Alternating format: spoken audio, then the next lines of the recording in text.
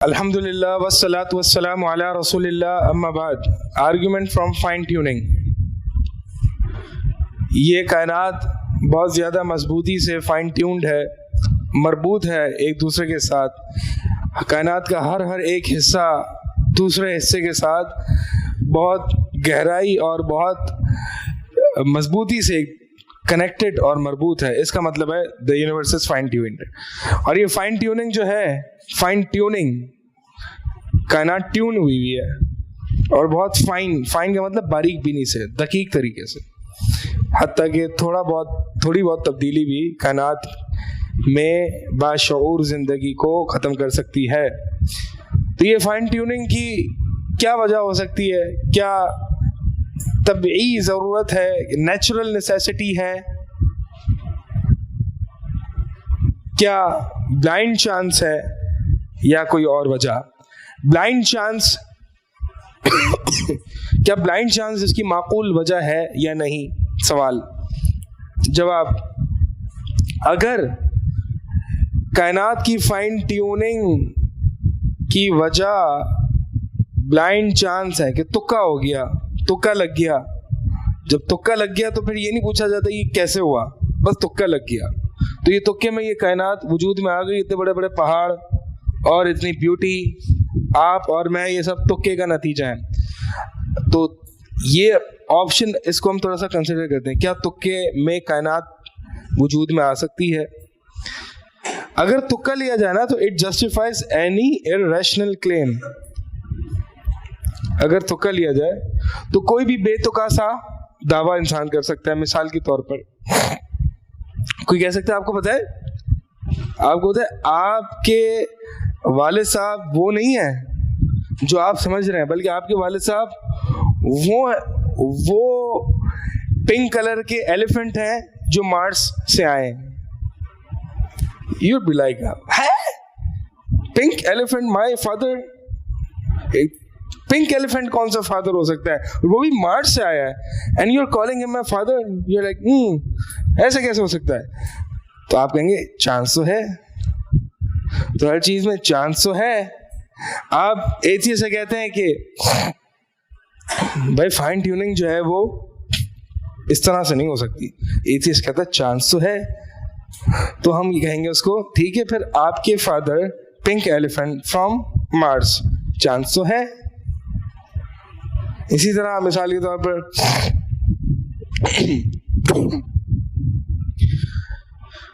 آپ جاتے ہیں اور آپ دیکھتے ہیں کہ آپ کا بچہ جو ہے وہ اپنے منہ پہ پورا نیوٹیلا لگا چکا ہے. نیوٹیلا بریڈ کی جگہ اس نے اپنے منہ پہ لگا دیا.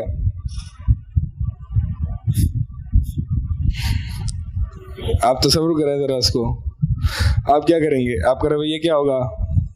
اس بچے کو کھا جائیں گے یا پوچھیں گے کہ یہ بیٹا کیا ہو گیا، نیوٹیلا بریڈ پانے کی بجائے منہ پہ کیسے آ گیا؟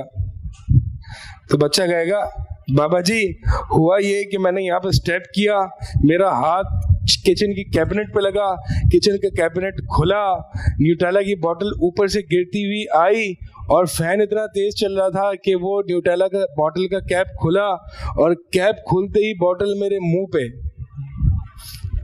اور پورا جو ہے وہ نیوٹریلا اسپریڈ میرے منہ پہ آ گیا. باپ بولے گا یہ بیٹا کیا بے توکی سی باتیں کر رہے ہو؟ بچہ تو یہ کہہ رہا نا تکے سے آ گیا نیوٹریلا، تکا ہی ہوا نا. تو بچہ کہے گا کہ بابا چانس تو ہے. تو چانس تو ہے، it justifies any irrational claim. آپ نے وہ ویڈیو دیکھی ہے کہ ایک شخص ہے جس کا روزہ یاد آ رہا ہے؟ وہ دیکھیے، وہ کہ کسی مفتی سے اس سے پوچھا تھا،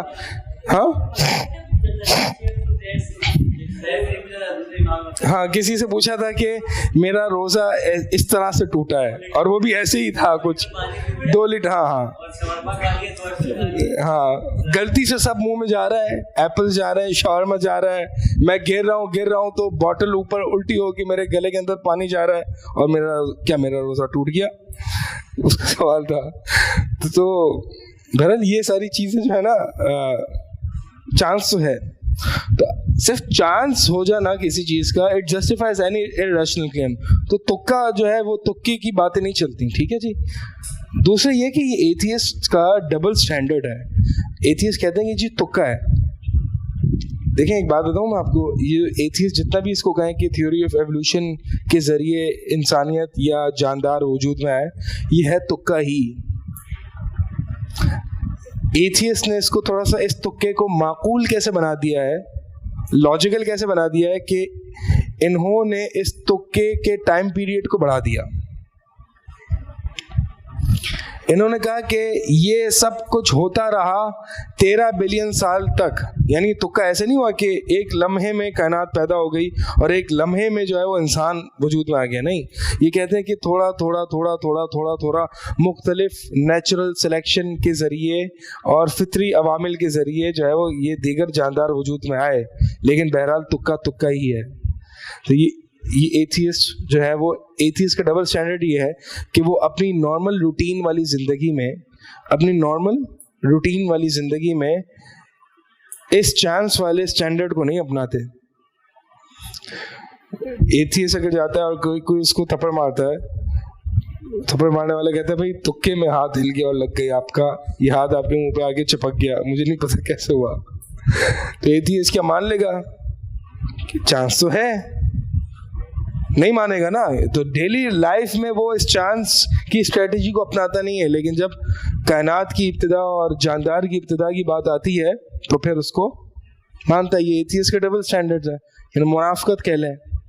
اور دوسرا یہ کہ چانس سے تکے سے اس کائنات کا وجود میں آنا اور انسانیت کا وجود میں آنا, اس کی پرابیبلٹی زیرو ہے. یعنی اتنی 0.00000 پتہ نہیں کتنے زیروز ہیں کہ it is considered as zero. یہ وہی منکی والا جو ہے نا تھیورم, وہ منکی والی جو میں بات کر رہا تھا, کہ یہ ایسا ہی ہے کہ منکی کو ایک ٹائپ رائٹر پہ بٹھا دیا ہے اور اس کو کہا گیا ہے کہ, مطلب کہا نہیں گیا, وہ رینڈم کیز دبا رہا ہے اور اس کو اتنا لمبا ٹائم پیریڈ دیا گیا ہے کہ وہ کیز دباتا رہتا ہے اور پوری کائنات کا کوڈ بنا لیتا ہے اس پر. تو کتنا ٹائم آپ کو دینا پڑے گا کہ وہ پوری کائنات کا کوڈ بنا دے رینڈملی؟ کتنا ٹائم دینا پڑے گا؟ Infinite amount of time. پھر بھی نہیں ہوگا. تو آپ جو سائنسدان جو بتا رہے ہیں کہ 13.8 بلین ایئرز پرانی ہے یہ یونیورس, تو اگر میں تکے کی بنیاد پر کائنات کی ابتدا کی پرابیبلٹی نکالوں تو یہ 13.8 بلین ایئرز سے زیادہ جاتی ہے. 13.8 بلین ایئرز میں تو شاید ان کا ایک ڈی این اے مشکل سے بنے, اگر پرابیبلٹی لگاؤں. سمجھ میں آ رہی ہے یہ باتیں؟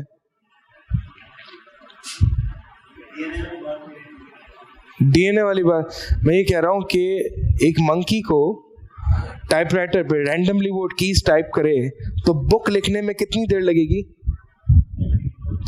ڈپینڈ کرتا ہے, آپ وہ کیلکولیشن کر لیں گے, ٹھیک ہے, کہ A to Z میں سے B کی پرابیبلٹی کیا ہے, کہ یعنی 26 لیٹرز ہیں, ٹھیک ہے, تو B کی پرابیبلٹی کیا ہوگی 1/. ہاں ٹائپ رائٹر پہ اور بھی چیزیں ہیں. تو بہرحال یہ آپ زیادہ جانتے ہوں گے اسٹیٹسٹکس.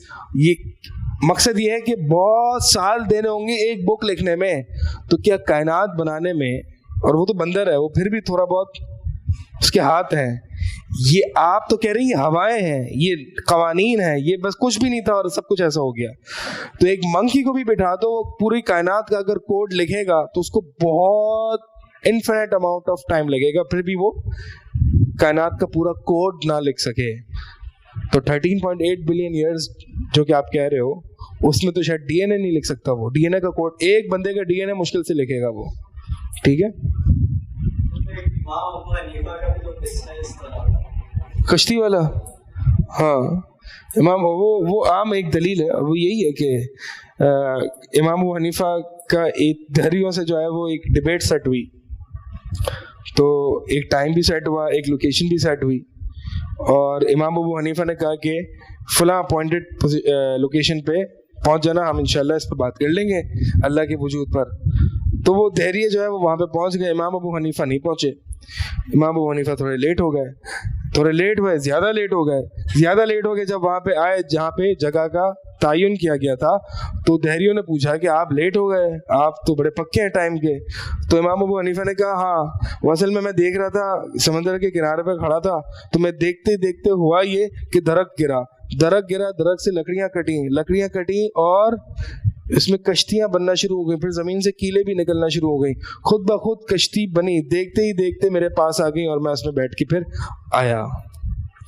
تو دہریے کہتے ہیں یار آپ بڑے امام ہی کیسی بے وقوفی والی بات کر رہے ہیں کہ کشتی بن گئی اور خود بخود بن گئی اور آپ ایسے ہی آ گئی, یہ سب خود بخود ہو گئی, چھوٹی سی کشتی. امام ابو حنیفہ کہہ رہے ہیں کہ یہ تمہاری بے وقوفی ہے, یہ چھوٹی سی کشتی جب خود سے نہیں بن سکتی تو پوری کائنات کیسے خود سے بن سکتی ہے؟ سندن پتہ نہیں صحیح ہے نہیں ہے, لیکن مانن صحیح ہے, مانا صحیح ہے اس واقعہ. ہم ماننے سے لے لیتے ہیں, کوئی مسئلہ نہیں ہے, کوئی نبی کی حدیث تھوڑی نہ ہے صلی اللہ علیہ وسلم. بس سمجھ لو نا, ہے یہ نہیں ہے تو کم از کم مانا چاہیے. ہاں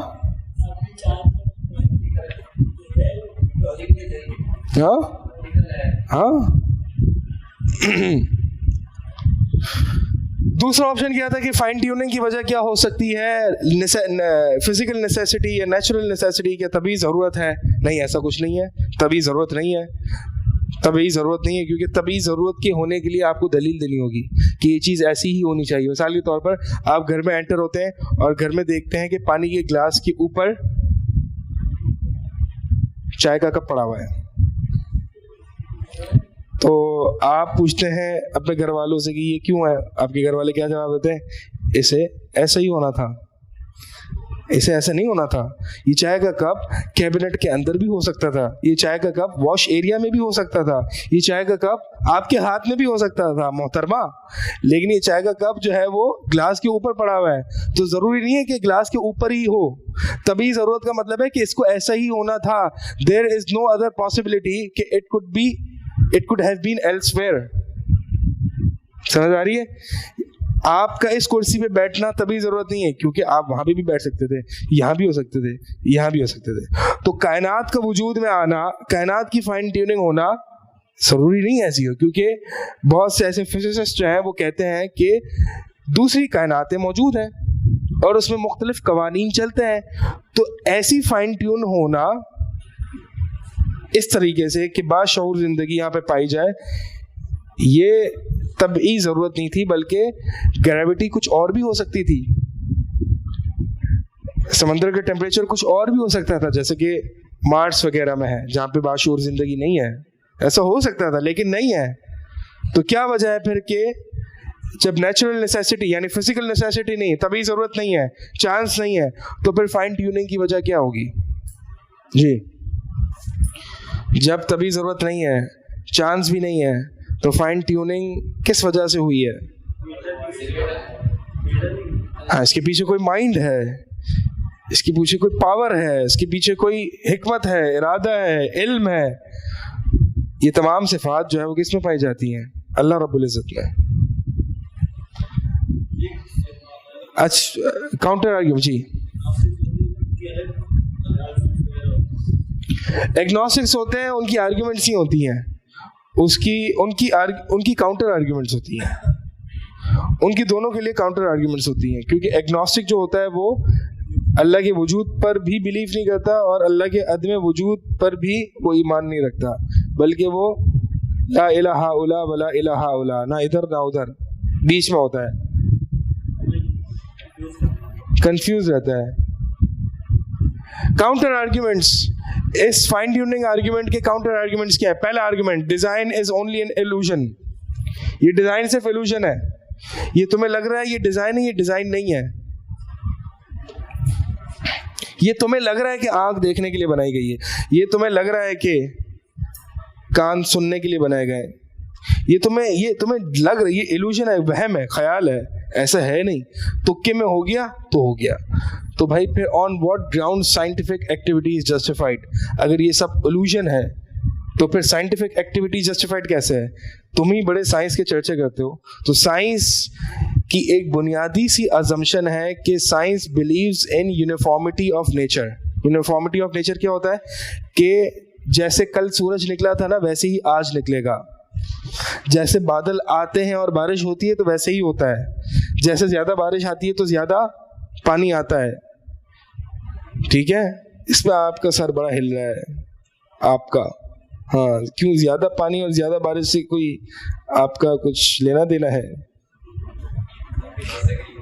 اچھا, نہیں تو ڈس ایگری تو نہیں کر سکتے آپ. بہرحال تو یونیفارمٹی آف نیچر یہ ہوتا ہے کہ ہر مخصوص ٹائم پہ جو ہو رہا تھا کل, جو فطرتی قوانین تھے, جو نیچرل لاز تھے, وہ آج بھی ہو رہے ہیں, وہ کل بھی ہوں گے, وہ پرسوں بھی ہوں گے. ٹھیک ہے, ہر وقت ہوں گے. تو اگر آپ کو لگ رہا ہے کہ یہ سب ایلوژن ہے تو پھر سائنس کیسے کرو گے آپ؟ سائنٹیفک ایکٹیویٹی جسٹیفائی نہیں ہوگی. دوسرا یہ ایتھیسٹ کہتے ہیں کہ آپ کہتے ہو کہ پوری کائنات ڈیزائنڈ ہے اور فائن ٹیونڈ ہے, تو مجھے بتاؤ کہ یہ والکینک ایرپشنز کیوں ہوتے ہیں, یہ اتنا سیلاب کیوں آتا ہے, یہ بچے اب نارمل پیدا کیوں ہوتے ہیں, کہاں گئی فائن ٹیوننگ؟ یعنی وہ یہ کہتے ہیں کہ پوری کائنات تو فائن ٹیون نہیں ہے, کیونکہ کہیں سیلاب آ رہا ہے, کہیں زلزلے آ رہے ہیں. اس کا مطلب کہیں فالٹ ہے تبھی تو زلزلہ آ رہا ہے, کہیں پانی کے پریشر میں یا پانی کے دباؤ میں تیزی آ گئی تبھی تو وہاں پہ سیلاب آ رہا ہے, کہیں کوئی انسان میں کہیں مسئلہ آ گیا تبھی تو بچہ اب نارمل پیدا ہو رہا ہے. تو آپ کہہ رہے ہو کہ فائن ٹیوننگ, ایتھیسٹ کہتا ہے کہ فائن ٹیوننگ پوری یونیورس تو نہیں ہے, کچھ تو کہیں مسئلہ ہے. سمجھ آ رہا ہے یہ آبجیکشن؟ اس کا جواب کیا ہے؟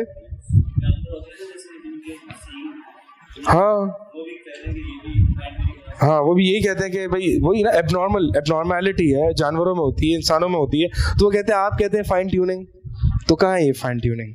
فائن ٹیوننگ تو نہیں ہے. اس کا جواب, existence of evil is not incoherent with the concept of fine tuning. اتقان یعنی is a strong systematic order with everything moving towards its purpose and natural evil may be a part of this. کیا مطلب ہے اس میں؟ مطلب یہ ہے کہ ہاؤ ڈو یو نو کہ یہ سیلاب جو ہے وہ فائن ٹیوننگ نہیں ہے.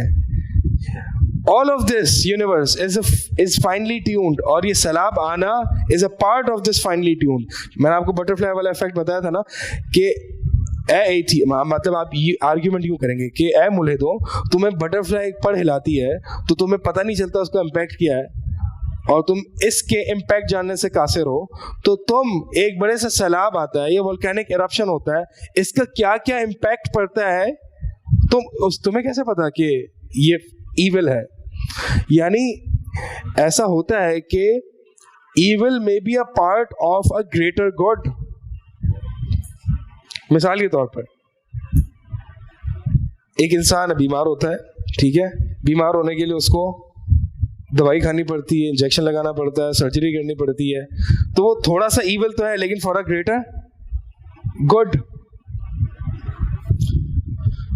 تو بتانا یہ چاہ رہے ہیں کہ یہ جو والکینک ایرپشنز ہو رہی ہیں مثال کے طور پر, یا سمندری طوفان آ رہا ہے, یہ فائن ٹیوننگ کا حصہ ہے کہ اللہ تعالیٰ نے ان چیزوں کو فائن ٹیوننگ کا سبب بنایا ہے کہ یہ سمندری طوفان آئیں گے تو مثال کے طور پر ہوائیں اس طرح چلیں گی اور پھر کائنات میں دیگر چیزیں جو ہیں وہ اس طریقے سے مضبوطی سے کنیکٹڈ رہیں گی.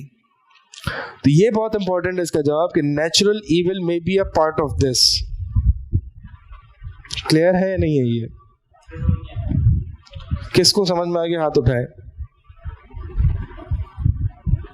خواتین میں سے کسی کو نہیں آیا لگتا ہے, آپ کو آ گیا نہیں آیا. مطلب یہ ہے اس کا کہ ہاں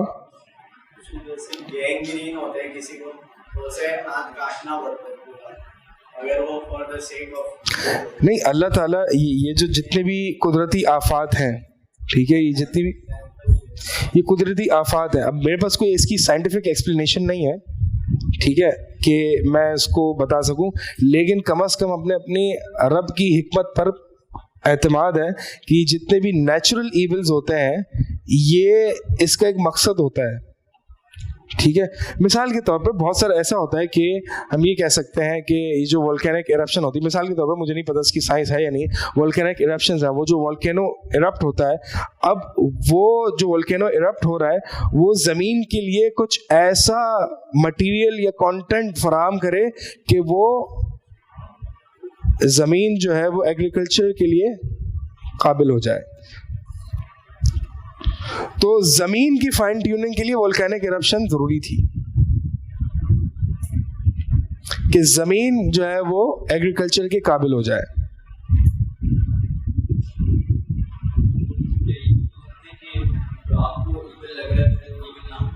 ہاں یہی بات ہے کہ آپ کو ایول کیوں لگ رہا ہے, کیونکہ you are looking at the pixel, Allah has a picture.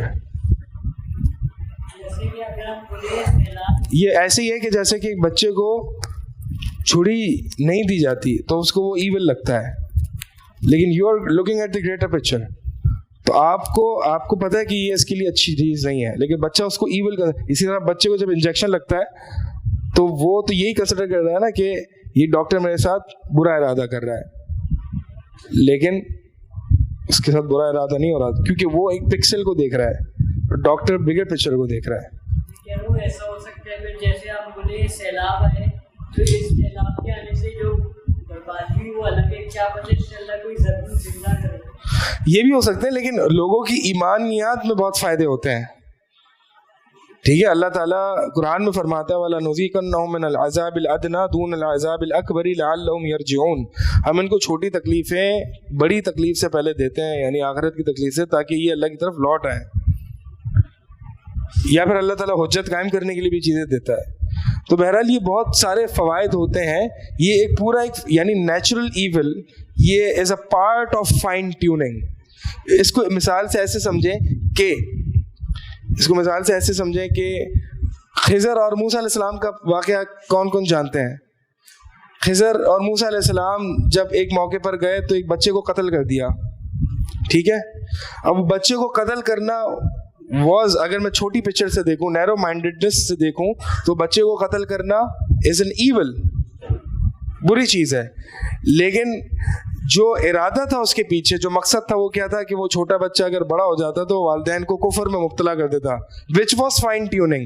تو killing this child which is evil is a part of a greater fine tuning which was to save his parents from kufr. صحیح ہے.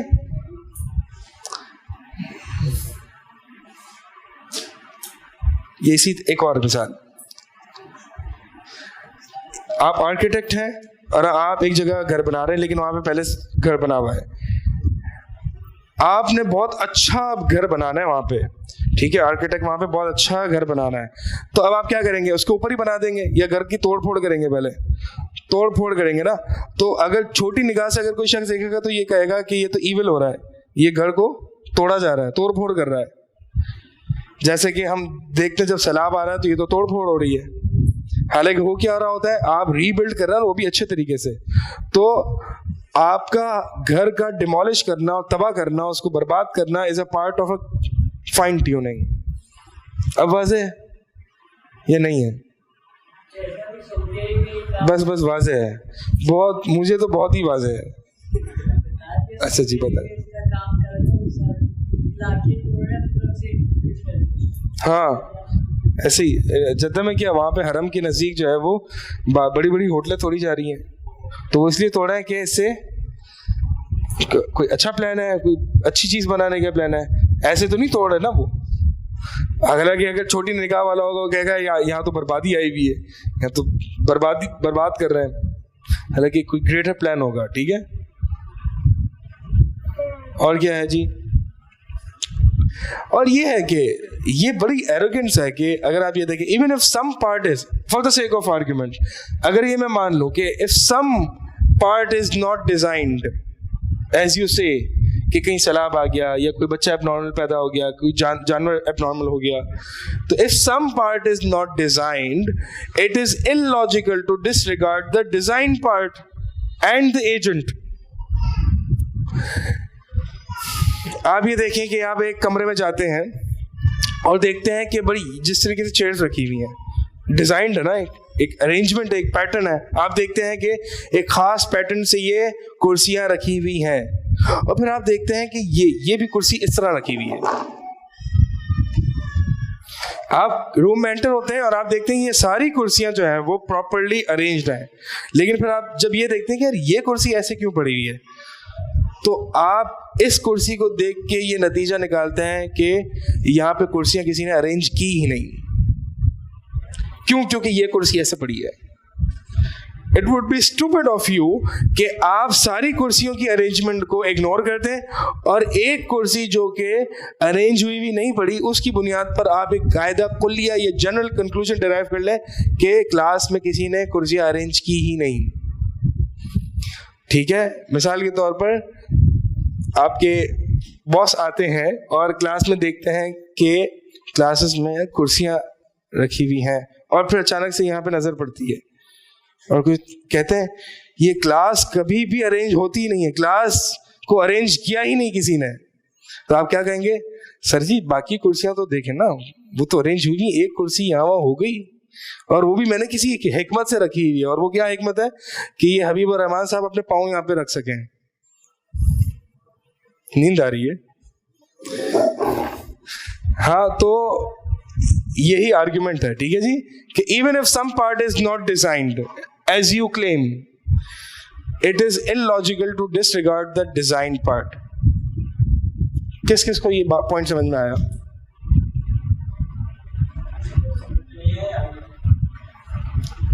کس کس کو میری یہ بات سمجھ میں نہیں آئی کہ یہ پوائنٹ سمجھ میں نہیں آیا؟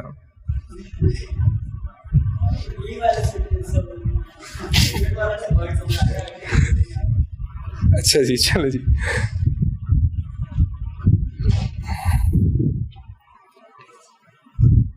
بیٹری لو کہاں گئے وہ؟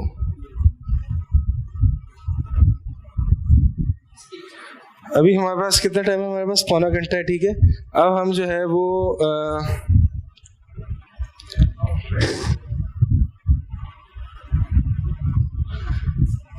یہ آرگیومنٹ ایک اور ہے, آرگیومنٹ فرام آبجیکٹو مورالٹی. اس آرگیومنٹ کا کرکس یہ ہے کہ میں آپ کو بتا دیتا ہوں کیونکہ ٹائم کم ہے, تو ہم تھوڑا سا آگے کی سلائڈ کی طرف موو کریں گے. اور وہ یہ ہے کہ میں پہلے بھی آرگیومنٹ فرام فطرہ میں یہ بتا چکا ہوں کہ انسان کے اندر اچھائی اور برائی کی تمیز رکھی گئی ہے. یعنی ایک گورا بھی مانتا ہے, ایک کافر بھی مانتا ہے, ایک مسلمان بھی مانتا ہے, ایک ہندو بھی مانتا ہے کہ جھوٹ بولنا بری بات ہے. ٹھیک ہے, اب یہ ایک ٹائم لیس ویلیو ہے, ایک ٹائم لیس ویلیو. ٹائم لیس کا مطلب ہمیشہ سے ہے. یہ ایسے نہیں کہ صرف آج کے دور میں جھوٹ بولنا غلط بات ہے, پہلے بھی جھوٹ بولنا غلط بات ہی تھی, پہلے بھی قتل کرنا غلط بات تھی, آج بھی ہے. تو یہ کس نے انسانوں کے دل میں ڈالا ہے کہ دنیا کے اس کونے میں بیٹھا ہوا انسان بھی یہ کہہ رہا ہے کہ جھوٹ بولنا غلط بات ہے, اور آپ اس کونے میں بیٹھ کے کہہ رہے ہیں کہ جھوٹ بولنا غلط بات ہے. تو یہ باتیں کس نے, یہ اس طرح کے اخلاقیات, یہ اس طرح کی اخلاقیات, اس کو کہتے ہیں معروضی اخلاقیات یا آبجیکٹو مورالٹی, یہ کس نے ڈالی ہیں؟ کیا انسان نے ڈالی ہیں؟ نہیں, انسان نہیں ڈال سکتا, کیونکہ انسان کے ڈالنے کے لیے انسان کو خود ٹائم لیس ہونا ضروری ہے, انسان کو خود پہلے سے ہمیشہ موجود ہونا ضروری ہے, کیونکہ یہ پہلے سے موجود ہے. تو کسی انسان نے نہیں ڈالی, کسی مخلوق نے نہیں ڈالی, آپ نے خود نہیں ڈالی, کیونکہ اگر آپ کی یہ پیداوار ہوتی تو پھر دوسرے شخص میں نہیں ہوتی, لیکن چونکہ سب میں ہے تو کوئی خارجی ذات نے آپ کے اندر یہ پیدا کی ہیں اور ڈالی ہیں, اور وہ ہے اللہ تعالیٰ کی ذات. ہاں, وہ اس سے بری ہے, کیا نہیں ہے؟ ہاں ہاں, جو ہمارے اندر ہے وہ ان کے اندر صحیح ہے, صحیح ہے. اب جو ہے وہ ہاؤ ٹو ریسپونڈ. اچھا, یہاں تک کوئی سوالات ہیں آپ لوگوں کے؟ اب ہمارے جو ہے نا وہ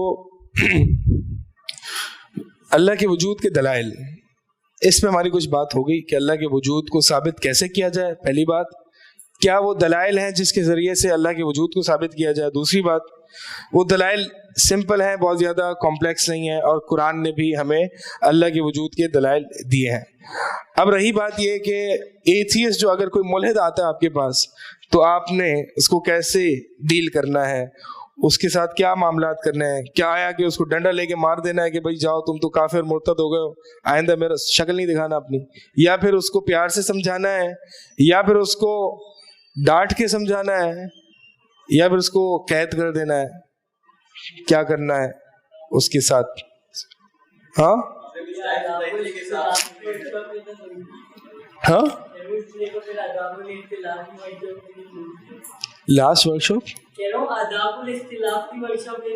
نہیں, یہ آداب الاختلاف نہیں ہے. یہ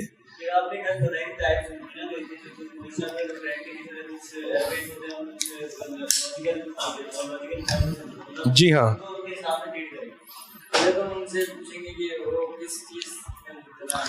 پہلے آپ ان سے پوچھیں گے کہ وہ کس چیز میں مبتلا ہیں, کہ واٹ آر یو فیلنگ, آپ کیا فیل کر رہے ہیں, ایسا ہے.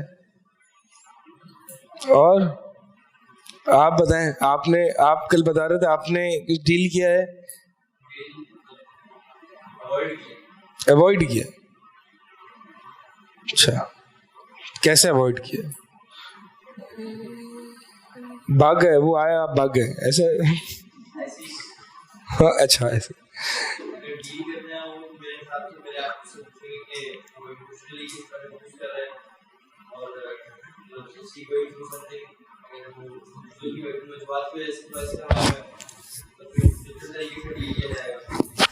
اچھا, وسوسے آ رہے ہیں تو الگ طریقے سے لیا جائے گا. اور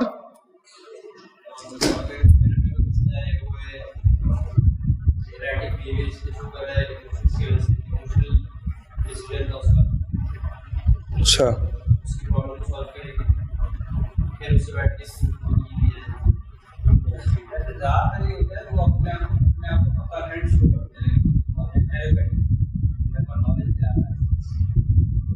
زیادہ تر ایسا ہوتا ہے کہ اپنے آپ کو ایروگنٹ شو کرتے ہیں, میرے پاس نالج زیادہ ہے. اچھا چلے دیکھتے ہیں.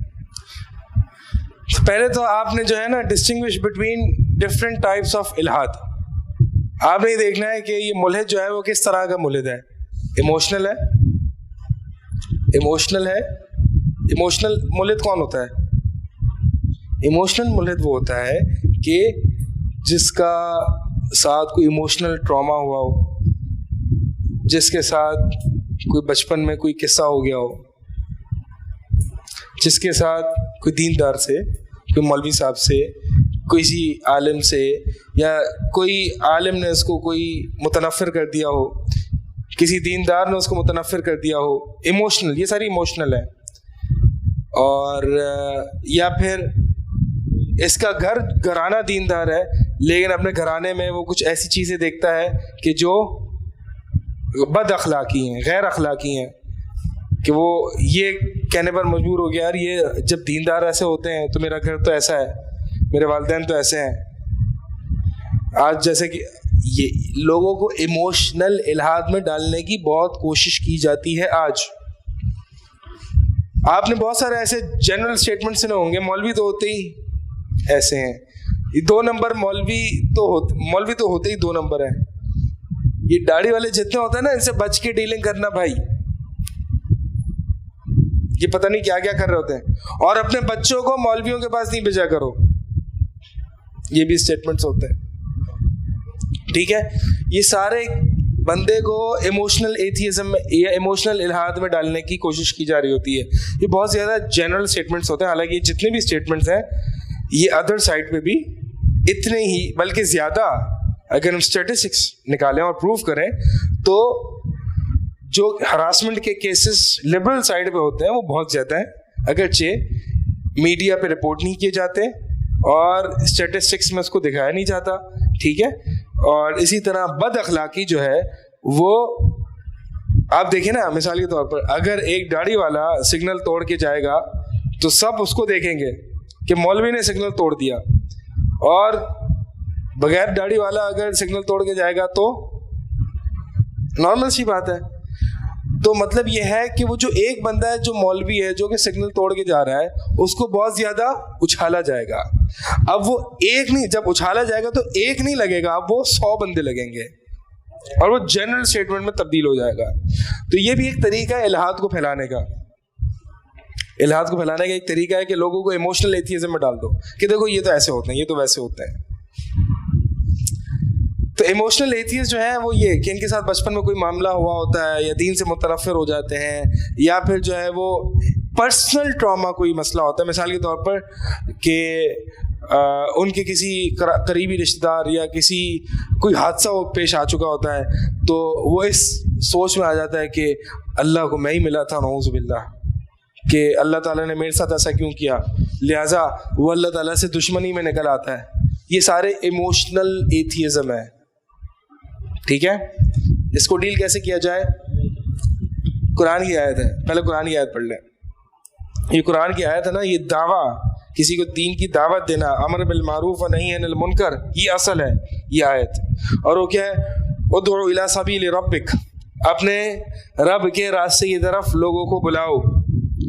3 طریقے اس میں بتائے گئے. وہ کون کون سے؟ پہلا بالحکمہ, حکمت کے ساتھ.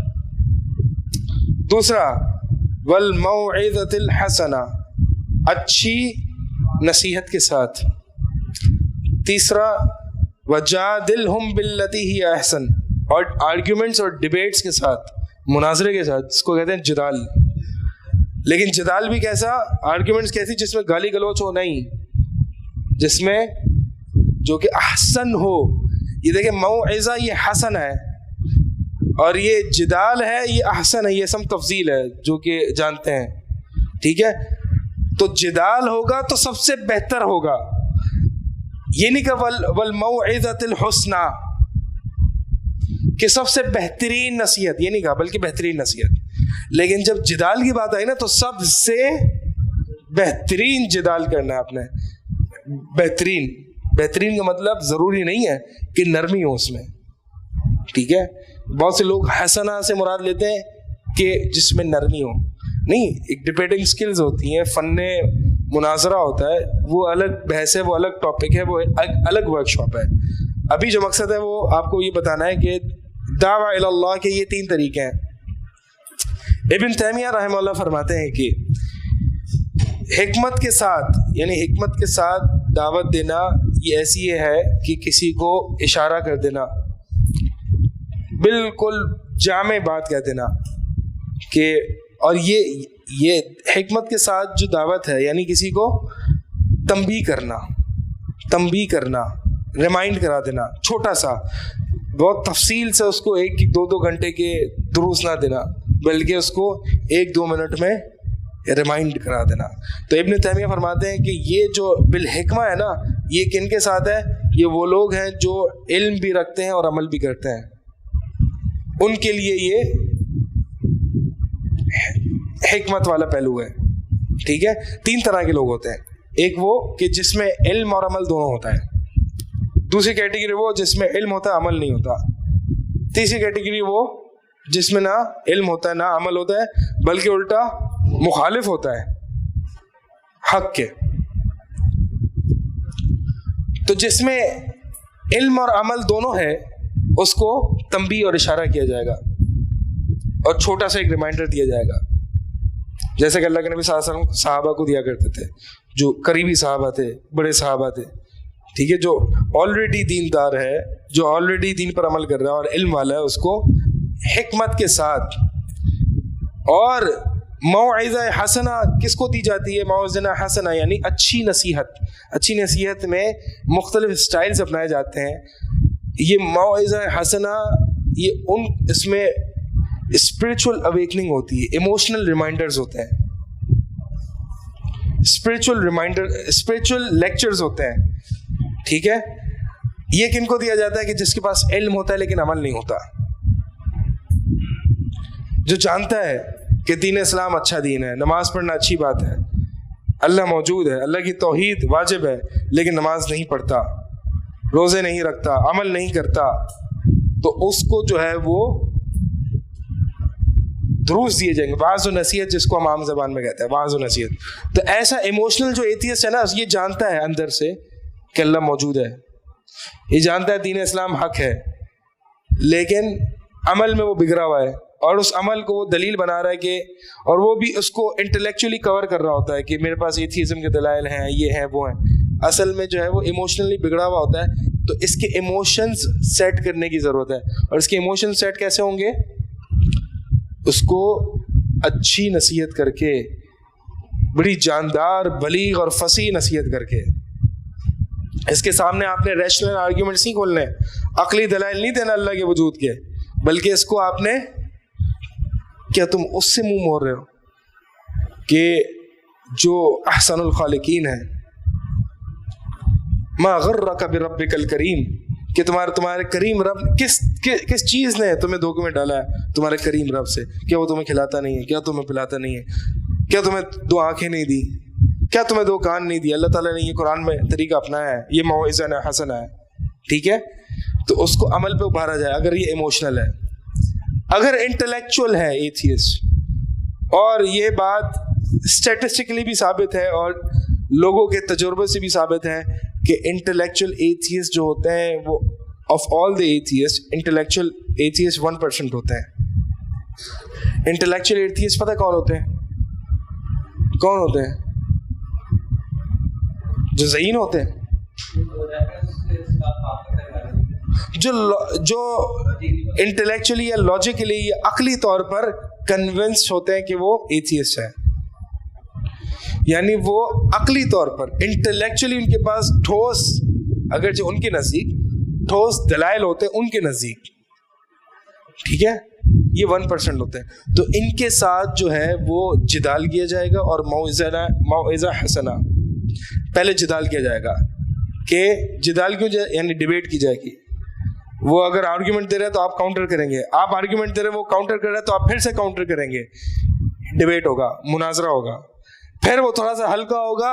جہاں آپ دیکھیں وہ تھوڑا سا ہلکا ہے تو آپ نے یہ نہیں کرنا یس آئی ون, میں جیت گیا ڈیبیٹ اور تم ہار گئے. نہیں, آپ نے فوراً اپنا موعظہ حسنہ, اچھی نصیحت دینی ہے, کیونکہ آپ کا مقصد اس کو جہنم میں بھیجنا نہیں ہے. اب آپ کا مقصد کیا ہے؟ اس کو اسلام پہ لے آنا ہے. تو اگر انٹلیکچوئل ایتھیسٹ ہے, یعنی جو یہ سمجھتا ہے میرے پاس بہت فلسافیکل آرگیومنٹس ہیں اللہ کے عدم وجود پر, تو آپ اس سے پہلے ڈیبیٹ کریں گے, مناظرہ کریں گے, اور پھر اس کو اینڈ میں جو ہے وہ قرآن کی آیات پڑھ کے سنا دیں گے. یقین مانے میں آپ کو بتا رہا ہوں, ایسے کافروں کی آپ نے ویڈیوز نہیں دیکھی کہ جن پر صرف عربی میں ہی قرآن کی آیات پڑھی جاتی ہے تو وہ رو پڑتے ہیں؟ کیا آپ نے ایسے کافر نہیں دیکھے کہ جنہوں نے اذان سنی ان کی آنکھوں سے آنسو نکل آئے؟ ان کو مطلب تو نہیں پتا. تو یہ اندر سے اسپرچل اویکننگ ہوتی ہے. یہ اس کو کہتے ہیں تذکیر, کہ you know this was hiding somewhere in you. آپ یہ جانتے تھے, آپ کو جدال کے ذریعے اور موعظہ حسنہ کے ذریعے اس چیز کو نکالا گیا اور یہ باہر آ گئی. آپ نے صرف جدال کر کے نہیں چھوڑ دینا, argument 1 2 3 hence proven God exists, bye bye, take care. No, plus موعظہ حسنہ, آپ نے اچھی نصیحت کرنی ہے. پھر ایک قسم کا ایتھیسٹ وہ ہوتا ہے جو کہ یہ رچرڈ ڈاکنز اور یہ جتنے پرومیننٹ ایتھیسٹ ہیں نا, 4 ہارسمین, ڈینیل ڈینٹ اور بہت سارے, یہ اسٹبرن ہوتے ہیں. یہ کیا اس کو عربی میں کہتے ہیں معاند. مجھے معاند کا کوئی اچھا ترجمہ نہیں ملا, اس لیے میں نے اس کو بریکٹ میں معاند ہی رکھا ہے, کیونکہ اسٹبرن میں بھی جو ہے وہ کچھ نہ کچھ, stubborn is not equal to معاند. معاند کون ہوتا ہے؟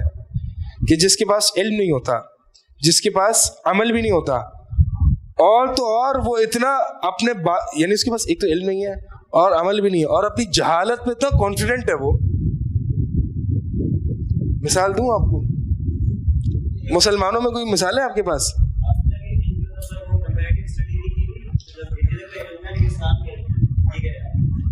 یعنی اس کو اللہ کے وجود کے دلائل, اللہ کی معرفت, اس کا علم نہیں ہے. ایک تو اللہ کے وجود کے دلائل کا علم نہیں ہے, ہاں اس کو علم اتنا نہیں ہے, اور عمل تو ہے ہی نہیں, اور پھر جو اپنے باطل کو تو ایسے کانفیڈنٹلی بیان کر رہا ہے کہ جیسے کہ وہی حق, یعنی یہ معنی ہوتا ہے یہ اپوز کر رہا ہوتا ہے حق کو.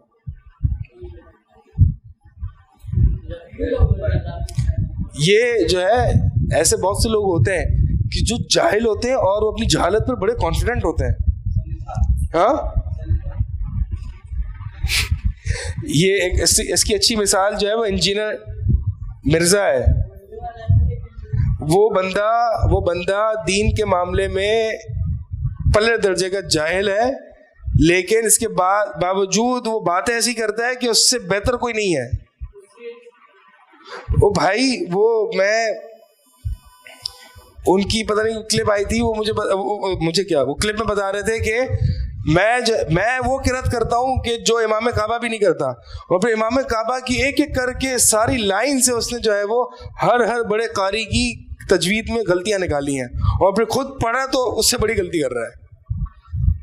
دیکھیے یہ ویڈیو کسی نے, وہ معاند ہے, وہ معاند ہے, اس کو نہیں پتا کہ وہ جاہل ہے. اور ایک تو یہ کہ اس کو نہیں پتا کہ وہ جاہل ہے, اوپر سے وہ حق کو بہت زیادہ اپوز کر رہا ہے. جہل مرکب ہے, کمپاؤنڈ اگنورنس ہے, اور اوپر سے اپنی اگنورنس پہ اتنا ڈٹا ہوا ہے کہ وہی حق پر ہے. سبحان اللہ بھائی. ابھی میں کل ایک ویڈیو دیکھ رہا تھا, کسی نے شیئر کی تھی, اس پہ اس نے کہا کہ بتاؤ یہ آپ کو کون بتائے گا, یہ تو میں نے بتایا آپ کو کہ زرافہ حلال ہے. یہ مجھ سے پہلے امام احمد نے نہیں بتایا, امام مالک نے نہیں بتایا, امام شافعی نے نہیں بتایا, کسی امام نے آپ کو نہیں بتایا کہ یہ زرافہ حلال ہے. یہ میں بتا رہا ہوں آپ کو زرافہ حلال ہے. اتنا کانفیڈنس. امام احمد سے یہ مروی ہے جراف کے بارے میں, مروی ہے کہ اس کی حلت, لیکن یہ کہہ رہا ہے کہ کسی نے نہیں بتایا, میں پہلا بندہ ہوں جو میں بتا رہا ہوں آپ کو.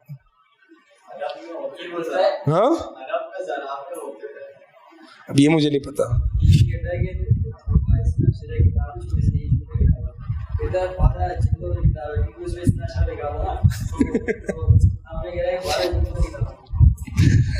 اللہ اکبر. یعنی کچھ لوگ ایسے ہوتے ہیں کہ اپنے مطلب جہالت کی انتہا ہوتی ہے, بڑے کانفیڈنٹ ہوتے ہیں.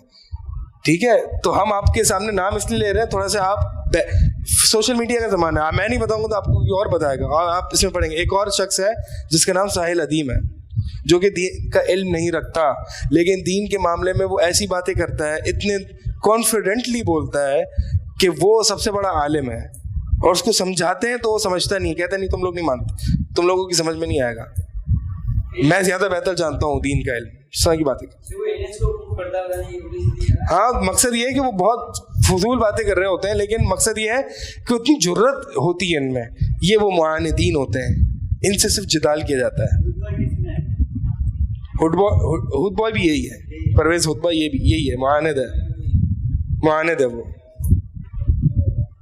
آپ دیکھیں وہ کتنی کانفیڈنٹلی بول رہا ہوتا ہے کہ اپنے باطل کو. تو یہ ان سے کیا کیا جائے گا, ڈبیٹ, جدال. لیکن جدال گالم گلوچ والا نہیں, التی ہیا احسن. کیوں ان سے جدال؟ ابن تیمیہ فرماتے ہیں کہ ام الجدل, رہی بات جو ڈبیٹ کی ہے, فلا یدعا بہ. اللہ تعالیٰ نے یہ نہیں فرمایا کہ, دیکھیں اللہ تعالیٰ نے فرمایا کہ اس آیت میں کہ اپنے رب کے راستے پر لوگوں کو بلاؤ حکمت اور موعظہ حسنہ کے ذریعے.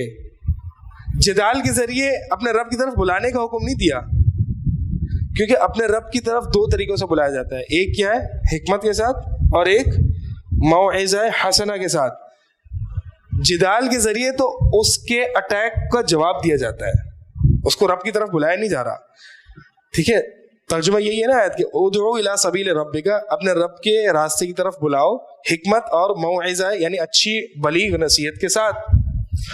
اور یہ نہیں فرمایا کہ ادعوہم بجدالہم, یہ نہیں فرمایا کہ جدال کے ذریعے بھی ان کو بلاؤ, بلکہ فرمایا کہ جدال کرو ان سے. کیوں؟ کیونکہ جدال جو ہے وہ ہوا من باب دفع السائل, یہ جدال جو ہے وہ اس کے اٹیک یا اس کے باتوں کا جتنی جرت کے ساتھ وہ باطل پھیلا رہا ہے اس کی باتوں کو اکھاڑنے کے لیے, اس کو اس کی گمراہی کو دبانے کے لیے, اس لیے ڈیبیٹ کی جا رہی ہے. بہت سے لوگ کہتے ہیں, پتہ ہے بہت سے لوگ کہتے ہیں کہ یار آپ کیا لڑتے رہتے ہیں آپس میں, آپ ڈیبیٹس کرتے رہتے ہیں, مناظرے کرتے رہتے ہیں, یہ علماء کو اور کچھ نہیں دیکھتا, یہ مناظرے کی چیلنج کر رہے ہیں. انجینئر مرزا کو چیلنج کیا نا مناظرے کے لیے, بہت سے لوگوں نے کیا. ٹھیک ہے, ہاں وہ بھاگ جاتا. تو مطلب یہ ہے کہ یہ لوگ آپس میں کہہ رہے ہوتے ہیں یار یہ مولوی آپس میں لڑ رہے ہوتے ہیں اور یہ جو ہے بس ایک دوسرے کو مناظرے کے چیلنجز دے رہے ہوتے ہیں, یہ کیا فائدہ ہے اس سے؟ نہ وہ اپنی بات سٹے گا نہ یہ اپنی بات سٹے گا.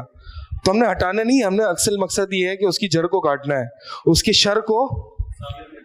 شر کو دبانا ہے, ثابت نہیں کرنا بھائی.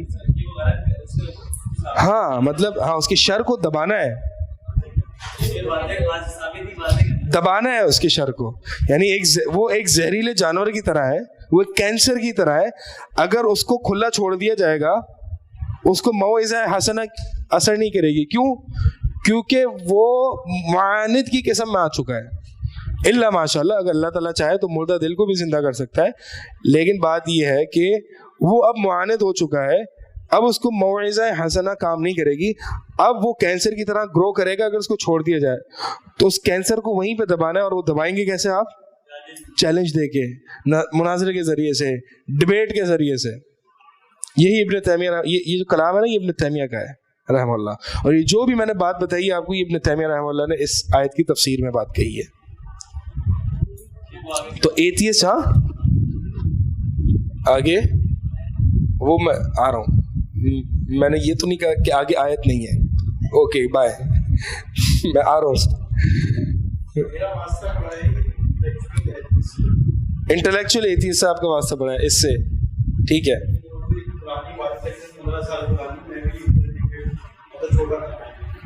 چھوٹے انٹلیکچوئل سے آپ کا واسطہ پڑا ہے.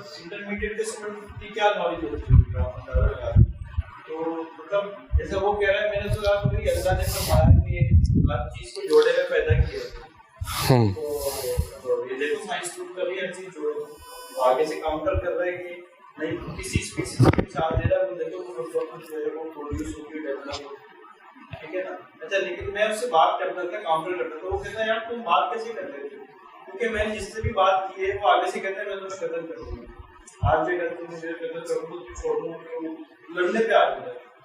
وہ کہتا ہے تم بات کیسے کرتے ہو, تم آرگومنٹ کیسے دیتے, لڑائی کیسے دیتے, تو اس کا یہ جس سے بھی بات کرتا ہوں آگے سے کہتا ہے ختم کروں گا. یہ ہمارے یہاں جذباتی یہ ہائپ ہے زیادہ, ایسا نہیں ہے. یہ ہمارے یہاں ہے کہ یہ بات اس کی زیادہ ہائپ ہے کہ مولوی کے پاس جاؤ تو تمہیں جواب نہیں ملتا. میں آپ کو اپنا ایک واقعہ بتاتا ہوں. میں اور شیخ فراز ہیں, مدینہ یونیورسٹی سے بھی آئے ہیں, پی ایچ ڈی ہیں, ٹھیک ہے. تو میں اور شیخ فراز ایک ساتھ تھے ایک جگہ پر, تو ہم دونوں کے پاس جو ہے وہ ایک شخص آیا اور اس نے کہا کہ آپ عالم ہیں. میں نے کہا جی ہاں, یہ پی ایچ ڈی اسکالر ہیں شیخ فراز. تو کہتے ہیں ٹھیک ہے, تو اب میں آپ سے ایک سوال پوچھوں گا, مجھے کوئی آج تک کوئی مولوی اس کا جواب نہیں دے سکا, کوئی مولوی مجھے آج تک اس کا جواب نہیں دے سکا, تو میں دیکھتا ہوں کہ آپ بھی دے سکتے ہیں. اور بلکہ تو مجھے تو مدرسے سے نکال دیا گیا, مجھے تو میں اگر یہ سوال کرتا تھا تو مجھے کلاسز سے نکال دیا جاتا تھا, مارا جاتا تھا. تو میں آپ سے سوال کرتا ہوں, ماریں گے تو نہیں نا آپ؟ نہیں بھائی کیوں ماریں گے آپ. سوال پتہ اتنا بے تکا سا تھا سوال تھا, اور مجھے نہیں پتا کہ کس مولوی کے پاس گیا تھا جس کے پاس یہ جواب نہیں تھا. بہرحال سوال بھی عجیب قسم کا تھا. سوال یہ تھا کہ جب اللہ کے نبی صلی اللہ علیہ وسلم اور ابو بکر رضی اللہ تعالیٰ عنہ ہجرت کے موقع پر غار میں پناہ لی تھی انہوں نے, تو اس وقت اللہ کے نبی صلی اللہ علیہ وسلم کی اونٹنی کہاں تھی؟ میں نے کہا واو واٹ این انٹلیکچوئل کوشچن, یہ تو لوگ مر گئے ہوں گے اس کا آپ کا اس سوال کا جواب دینے میں. ماشاء اللہ اتنا ایسا سوال کہ کسی عالم کو نہیں آ رہا یہ سوال کا جواب. میں نے کہا اگر آپ ایسا سوال پوچھیں گے کہ موسیٰ علیہ السلام کی ماں کا نام کیا تھا, تو بھی آپ کو کوئی عالم جواب نہیں دے گا, لیکن مارے گا بھی نہیں, مارے گا اپنے آپ کو کہ میری عقل مر گئی کہ میں اس سے بات کر رہا ہوں کہ سوال کیسا پوچھ رہا ہے یہ. بھائی اونٹنی کہاں تھی, تمہیں اس کا کیا ہے؟ اور جو ابو بکر رضی اللہ تعالیٰ عنہ کے جو بیٹے آتے تھے کھانا وانا دینے, ہو سکتا ہے وہ لے جاتے ہوں. میں نے بتایا کہ مختلف پاسبلٹیز ہیں کہ اونٹنی کہیں اور چلی جاتی ہو. ہم دونوں نے بتایا, انہوں نے بھی بتایا, پھر میں نے بھی بتایا, میں نے اور پاسبلٹی ذکر کی. میں نے کہا لیکن یہ کوئی کوشچن ایسا نہیں ہے کہ اس میں بہت زیادہ ٹائم گزارا جائے, جس میں آپ پورا اپنا بچپن گزار دیا آپ نے یار اس کوشچن پہ. تو ہم نے تو اس کی ہی تھوڑی سی جو ہے نا گندی کرنا شروع میں جو ہے وہ آیا یہی تھا, اسی لیے آیا تھا کہ وہ مولوی کی تھوڑی سی بجانا شروع کر دے, ٹھیک ہے, لیکن ہم نے اس کی تھوڑی سی لینا شروع کر دی کہ یار آپ کا ماشاءاللہ کوشچن تو اس میں تو مجھے 3-4 دن لگ جائیں گے, اتنا پاورفل کوشچن ہے, اس کو سوچنا پڑے گا یار کیا پوچھ لیا ہے آپ نے.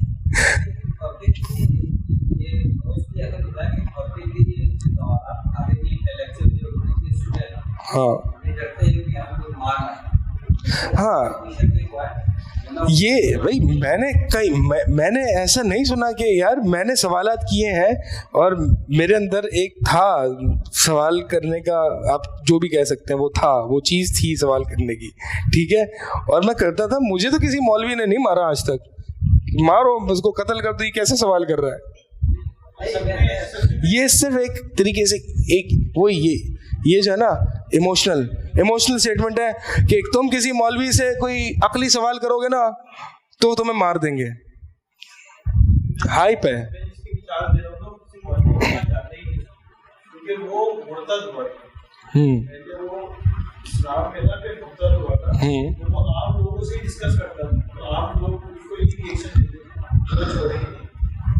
کیا آپ لوگوں میں جذباتیت زیادہ ہے کہ مرتد ہے, ایک تو شروع سے ہی ہے جس نے مطلب کیس ادا دیکھیے کہ مسلمان سے اس ہو گیا تو آپ لوگوں کا پہلا ریئیکشن ان کو اتنا علم نہیں ہے, تو یہ بولیں گے کہ تمہیں چھوڑیں گے. یہ بات میں مانتا ہوں کہ جذباتیت ہے, جیسے کہ وہ سری لنکن مینیجر کا کیس ہوا تھا, وہ جذباتیت تھی, بے وقوفی تھی, جاہلانہ تھی, ٹھیک ہے, جو مارا تھا اس کو بلاسفیمی کے چارجز لگا کے, جذباتیت ہے. لیکن میں اس بات کو تسلیم نہیں کر رہا کہ مسلمان قوم میں زیادہ جذباتیت ہے بنسبت گوروں کے. ان کی جذباتیت بھی میں آپ کو دکھا سکتا ہوں. ان کے یہاں ایک تھوڑے لمحے کے لیے آپ جو ہے وہ لا کو ختم کر دینا, یا ان کی لائٹس کی الیکٹریسٹی وغیرہ چلے جائے, وہ توڑ پھوڑ کر دیتے ہیں وہاں پہ. ابھی حال میں ہوا تھا. میں نہیں مان سکتا کہ آپ مسلمانوں کو کیوں خاص کر رہے ہیں. اس پہ تو سارے ہی انسان مشترک ہیں, اس جذباتیت پر اور اس کمزوری پر. آپ بتائیں یو ایس میں کتنی شوٹنگز ہوتی ہیں, مطلب یہ جو ابھی کوئی بھی ان میں سے پاگل آتا ہے اور مارنا شروع کر دیتا ہے گن نکال کے. شوٹنگز کتنی ہیں. ہاں کہاں پہ, ہر مہینے کوئی نہ کوئی یورپ کی شوٹنگز کا واقعہ ہمیں ملتا ہے یار. تو یہ صرف پاکستان میں صرف کچھ ملا اگر ایسے کر رہے ہیں تو کیوں بدنام ہے پورے ملا کمیونٹی. یہ مسئلہ یہی زیادہ ہائپ ہے, ایموشنل ایتھیزم کی طرف لگا جائے.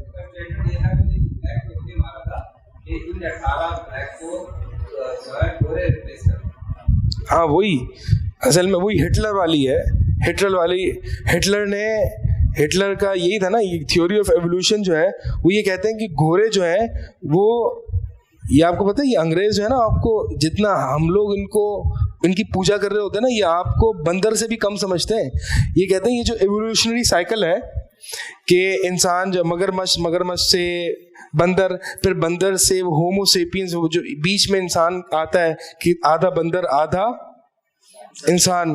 تو یہ گورے سمجھتے اپنے آپ کو کہ ہم ایوولوشنری اسٹیج پہ سب سے اعلیٰ مقام پر ہیں, اور یہ جو ایشینز ہیں نا, یہ کالے یا افریکنز یا یہ جو ہم اور آپ ہیں, ہم تو ابھی بھی کم بندر ہیں, افریکنز ان کے نزدیک زیادہ بندر ہیں.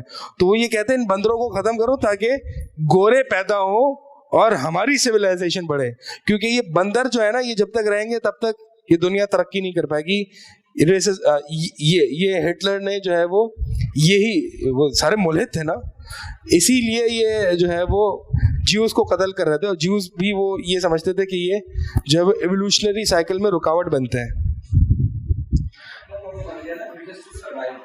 ہاں وہ ہے نا کہ سروائیول آف دا فٹسٹ ان کا نظریہ ہے. یہ تھیوری آف ایوولوشن ہے کہ جو سب سے زیادہ فٹ ہے, سب سے زیادہ انوائرمنٹ کے چیلنجز کو کوپ کرنے کے لیے قابل ہے, وہ سب سے زیادہ بہتر ہے.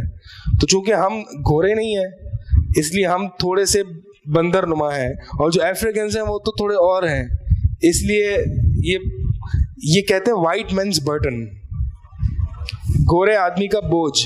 اور وہ گورے آدمی کا بوجھ کیا ہے؟ To civilise the world.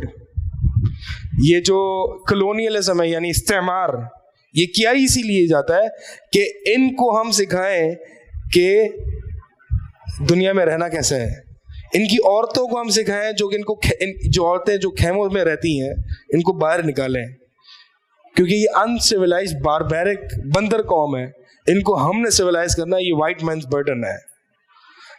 یہ گوروں کی جو ہے نا مرغوبیت ختم کی جائے، یہ ہمیں کچھ نہیں سمجھتے، کچرا سمجھتے ہیں ہمیں یہ، اور موقع ملے گا تو ختم کر دیں گے.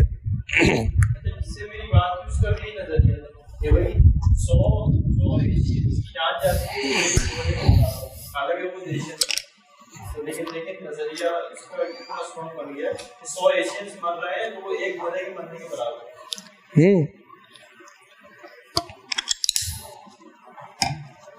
سبحان اللہ.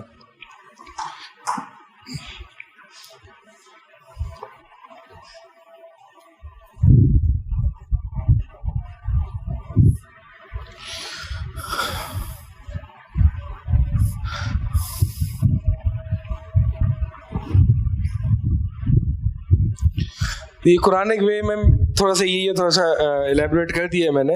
اصل میں بس آپ نے جو ہے نا وہ بندے کی، اگر بندہ آپ کو لگ رہا ہے کہ ملحد کی اقسام میں شمار ہو رہا ہے تو اس کی تھوڑی سی اسپرچول ٹیوننگ کرنی ہوتی ہے. ٹھیک ہے، اللہ تعالیٰ جو ہے وہ یہی مثال کے طور پر اس آیت میں سورہ فرقان میں آیت نمبر 8 میں مشرکین مکہ کا ایک شبہ ذکر کیا گیا ہے کہ وہ اللہ کے نبی صلی اللہ علیہ وسلم کے بارے میں ایک ڈاؤٹ، ایک شبہ ذکر کرتے ہیں سورہ فرقان میں آیت نمبر 8 میں. ٹھیک ہے، اللہ تعالیٰ اس شبے کا جواب جو ہے وہ آیت نمبر 20 میں دے رہے ہیں. 12 آیات بعد شبہ کا ذکر ہے 8ویں آیت میں. وہ کیا ہے وہ الگ ٹاپک ہے، لیکن صرف میتھڈالوجی میں آپ کو سمجھانا چاہ رہا ہوں کہ قرآن کس طریقے سے آرگیومنٹس کو ڈیل کرتا ہے. تو 8ویں آیت میں یہ ذکر ہے ان کفار مکہ کا ایک شبہ، اور جواب کہاں رہا ہے 20 میں. اب سوال کیا ہے کہ ان 12 آیات میں درمیان میں کیا ہے؟ جب شبے کا جواب 12 آیات بعد آ رہا ہے تو پھر 20 میں کیا ہے؟ 20 میں ان کی ٹیوننگ کی گئی ہے، ان کی آخرت پر ایمان مضبوط کیا گیا ہے، ان کو جنت جہنم سے ان کو جنت کی طرف رغبت دلائی گئی ہے، جہنم سے ڈرایا گیا ہے، اللہ نے اپنی معرفت کرائی ہے. یہ سب کچھ 12 آیات میں ہوا ہے. ان کو آخرت کا خوف دلایا ہے. کل والی بات یاد ہے ڈیزائرز اور ڈاؤٹس والی، ان کو آخرت کی یاد دلائی گئی ہے، اور پھر ان کی شبے کا جواب دیا گیا ہے. ان کی پہلے تھوڑی سی ٹیوننگ کی گئی ہے. ایسے نہیں آتے ہی اگر کوئی آپ کو لگے کہ ایک ایموشنل ایتھیسٹ ہے تو آپ فوراً سے اس کے آرگومنٹس کا جواب دینے لگ جائیں. نہیں، اگر کوئی شبہ ذکر کرتا ہے تو آپ جو ہے وہ آپ نے آنسر نہیں کرنا، آپ نے اس کو سمجھنا ہے، آپ نے اس کی مینٹیلٹی سمجھنی ہے، آپ نے چھوٹا سا ریمائنڈر دینا ہے اور پھر اس کے شبہ کا جواب دینا ہے. ڈپینڈ کرتا ہے سامنے بندہ کون ہے. جی ہاں، دلائل اسلام میں جو ہے یہی چیزیں ہم نے پڑھی ہیں، لیکن تفصیل سے پڑھی ہیں. اور کتنی تفصیل سے پڑھی ہیں؟ یہی چیزیں پڑھی ہیں نا. وہ تھوڑی زیادہ تفصیل ہے، ظاہر سی بات ہے. اس میں دلائل اسلام کا آپ ہی بیٹھے ہیں بس. تو اور ہاں 4th ایئر میں نہیں، پچھلے سال تو سیکنڈ ایئر سے لے کر 5th ایئر میں 4 سال کی ایک ساتھ تھی، لیکن وہ تھوڑی سی بہت علمی ہے، اور تو اس لیے اس کو جو ہے وہ اب 4th ایئر 5th ایئر میں دیکھیں گے انشاءاللہ. اگر ٹائم ملا مجھے تو لیں گے، ورنہ پھر ورک شاپ سے ہم کام چلائیں گے ان ٹاپکس کے. ٹھیک ہے، how to protect ourselves, اپنے آپ کو کیسے بچائیں اس بڑھتے ہوئے الحاد کے فتنے سے. سب سے پہلے تو اللہ تعالیٰ سے دعائیں کیا کریں کہ اللہ تعالیٰ ہمیں جو ہے وہ ہمیں ابراہیم علیہ السلام جو کہ توحید کے امام ہیں، امام الحنفاء، توحید کے امام ہیں، وہ اللہ تعالیٰ سے کیا دعا کر رہے ہیں کہ کہ مجھے اور میرے بچوں کو بچا لے کہ ہم بتوں کی عبادت کریں. وَجْنُبْنِي وَبَنِيَ أَن نَعْبُدَ الْأَصْنَامَ، کہ مجھے اور میرے بچوں کو بچا لے. ابراہیم علیہ السلام توحید کے امام ہیں، توحید کے، وہ دعا کر رہے ہیں کہ مجھے بچا لے کہ میں بتوں کی عبادت نہ کروں. تو آپ اور میں ایتھیزم سے کیا اللہ سے سرٹیفکیٹ لے کے آئے گارنٹی کی کہ ہم فتنہ الحاد کے شکار نہیں ہوں گے؟ بہت سے ایسے دیندار لوگ الحاد کا شکار ہو جاتے ہیں. تو اللہ تعالیٰ سے دعا بہت ضروری ہے. ایاک نعبد و ایاک نستعین، اس طریقے پر اٹھیں اور چل پڑیں کہ اللہ تیری ہی عبادت کرتے ہیں اور تیری عبادت کرنے میں تجھی سے مدد طلب کرتے ہیں. نہیں تیرے دین پر چل تبھی سکتے ہیں جب تیری توفیق ہو، تیری مدد ہو، اور یہ توفیق، یہ مدد تجھی سے طلب کرتے ہیں. اس کے بعد جو ہے وہ دوسرا بہت امپورٹنٹ چیز ہے، وہ ہے قیام اللیل. قیام اللیل کیسے؟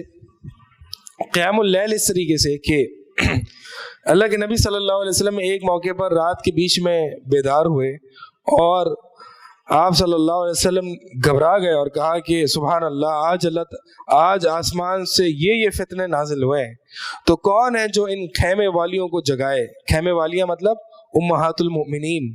کون ہے جو ان کو نماز کے لیے جگائے؟ تو ایک طرف اللہ کے نبی صلی اللہ علیہ وسلم فتنوں کا ذکر کر رہے ہیں اور پھر دوسری طرف اللہ کے نبی صلی اللہ علیہ وسلم قیام اللیل کا ذکر کر رہے ہیں کہ یعنی اہل علم فرماتے ہیں کہ اگر فتنوں سے بچنا ہے تو قیام اللیل بہت ضروری ہے. قیام اللیل، رات کی عبادات، کیونکہ اللہ کے نبی صلی اللہ علیہ وسلم نے فرمایا کہ تم پر فتنے ایسے ٹوٹیں گے جیسے اندھیری رات کے ٹکڑے ایک کے بعد ایک گرتے ہیں. تو اندھیری رات کے ٹکڑے کی مانند فتنوں سے اگر اپنے آپ کو بچانا ہے تو اس اندھیری رات کی عبادت کو جاری رکھنا. الجزاء من جنس العمل، جیسا عمل ہوگا ویسی جزا ہوگی. تو یہ سارے فتنے اندھیری رات کے مانند ہیں. تو لہٰذا اپنے آپ کو اس اندھیری راتوں میں اپنے آپ کو کھڑا کیا کرو اللہ کے آگے اور قیام اللیل کیا کرو. یہ انسان کو بہت سے فتنوں سے بچاتا ہے، کیونکہ اس سے قیام اللیل سے جو اللہ سے بندے کا تعلق مضبوط ہوتا ہے اور جو توحید مضبوط ہوتی ہے، اس سے انسان جو ہے وہ دیگر فتنوں سے بچ جاتا ہے. جتنا ایمان بندے کے دل میں ہوتا ہے اتنا ہی وہ فتنوں سے بچتا ہے.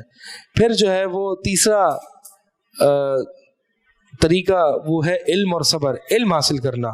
میں نے کل بھی آپ کو بتایا تھا کہ دین میں بنیادی گمراہی کے دو اسباب ہیں، ایک ہے شکوک اور ایک ہے شہوات. شہوت پرستی کا حل صبر ہے، اپنے آپ کو روک کے رکھنا، اور صبر کی اگر ٹریننگ کرنی ہے تو روزے زیادہ سے زیادہ رکھیں.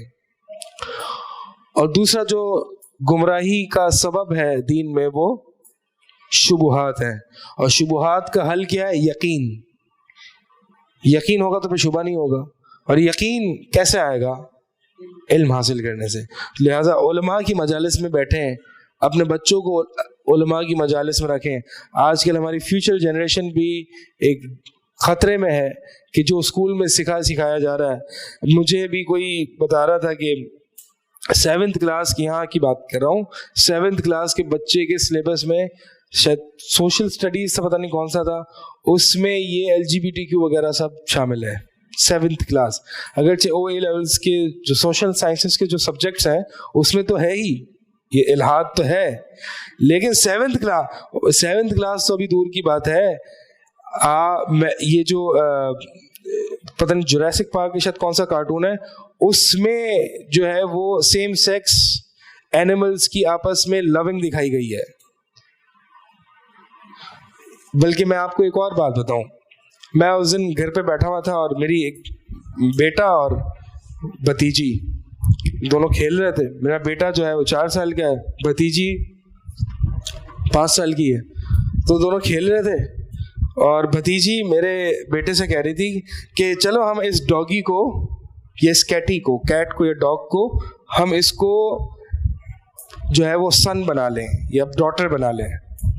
میں سوچ رہا ہوں یہ کیا ڈاٹر، ایک ڈاگی کو ڈاٹر یا سن بنانا یہ کیا ہے؟ مطلب کتے کو بیٹا بنانا سادے الفاظ میں. میں نے کہا یہ کیا، یہ کون سا نیا کانسیپٹ ہے؟ تو میں نے اپنی وائف سے پوچھا، وائف نے مجھے بتایا کہ یہ اصل میں یہ جو گورے ہیں وہ کیا کرتے ہیں، سیم سیکس جب میرجز ہوتے ہیں، ہم جنس پرستی ہوتی ہے تو اولاد تو ہوتی نہیں ہے. جب اولاد نہیں ہوتی تو پھر اس میں کتوں اور بلیوں کو بیٹا بیٹی بنایا جاتا ہے، اور یہ کارٹونز میں آ رہا ہے، اور میری بھتیجی جو ہے وہ اس کو بتا رہی ہے. میں نے کہا سبحان اللہ، مطلب یہ کہاں سے گھوم پھر کے ہمارے گھر میں یہ فتنہ آ رہے ہیں. ٹھیک ہے، تو کارٹون، بچوں کے کارٹونز میں سیم سیکس میرجز دکھائی جا رہی ہیں. ہاں टॉय स्टोरी 4 उसमें है भाई। ये वही कल जो मैं बता रहा था ना, हम जब बचपन में थे तो हमारे सवाल कुछ और होते थे, मासूमाना से होते थे, और आज के बच्चों के सवालात जो है वो पता नहीं कैसे कैसे होंगे।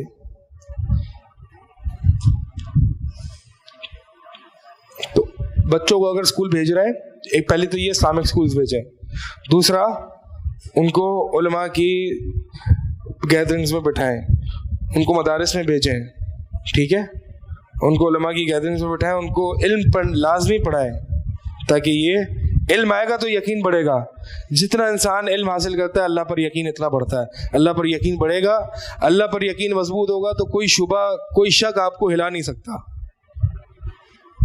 बुनियादें मजबूत होंगी ना।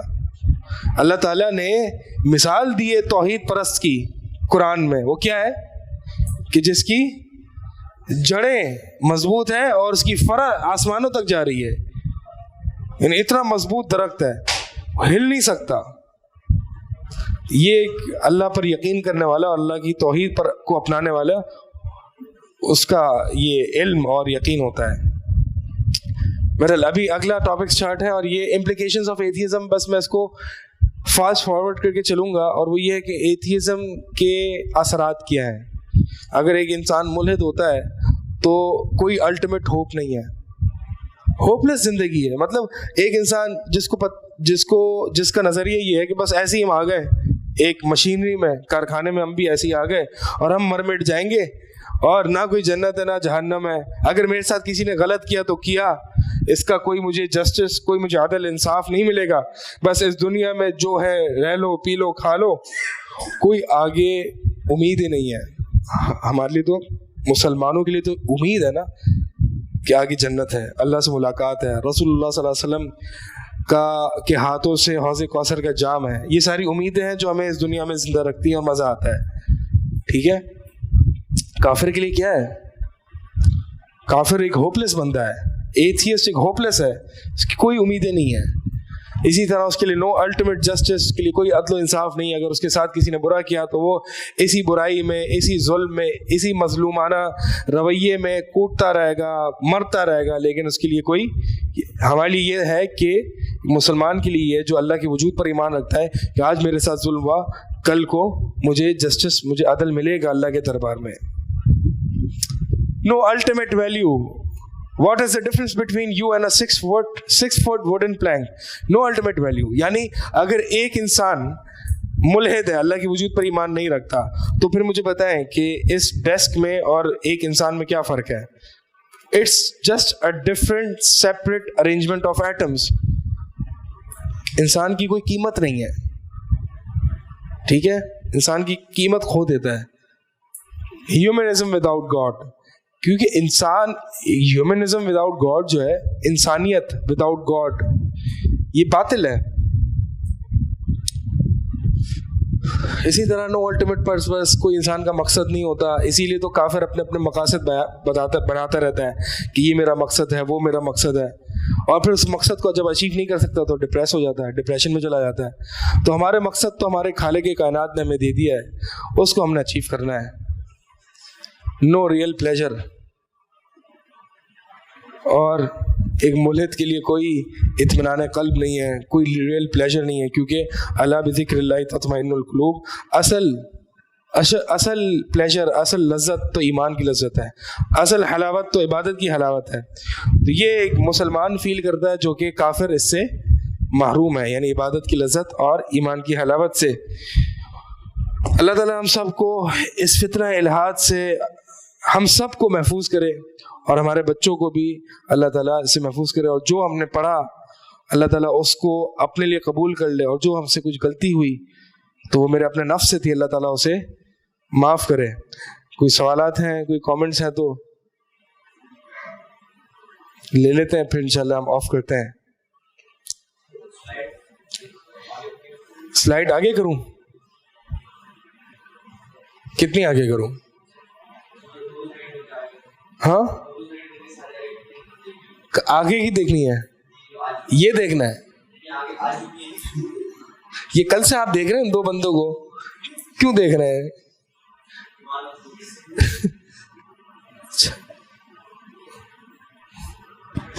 इसको देखना है।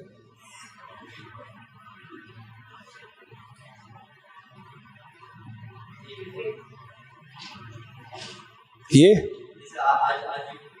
आज की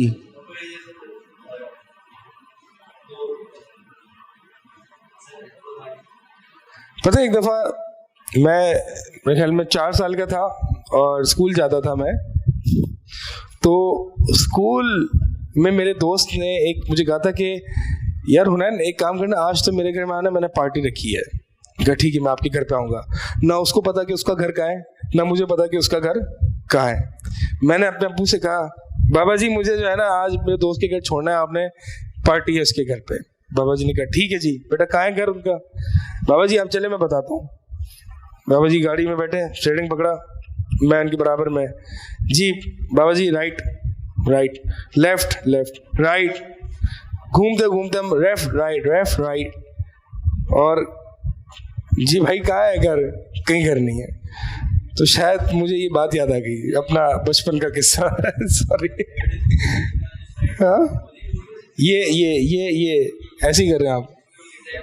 हाँ ये अच्छा, हाँ स्लाइड शेयर कर देंगे इंशाल्लाह। हाँ नहीं नाफ का सवाल नहीं पूछना है यहाँ पे, जो सबके लिए रेलेवेंट हो उसके लिए हम डील करेंगे। देख लिया आपने? क्या इसमें क्या देखना है? कुछ समझ नहीं आया आपको? अच्छा सही, सब के मसले हल हो गए।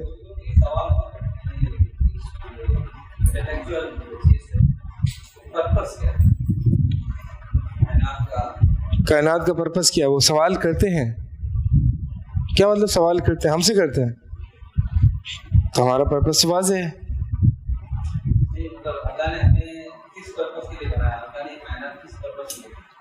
अपनी इबादत के लिए।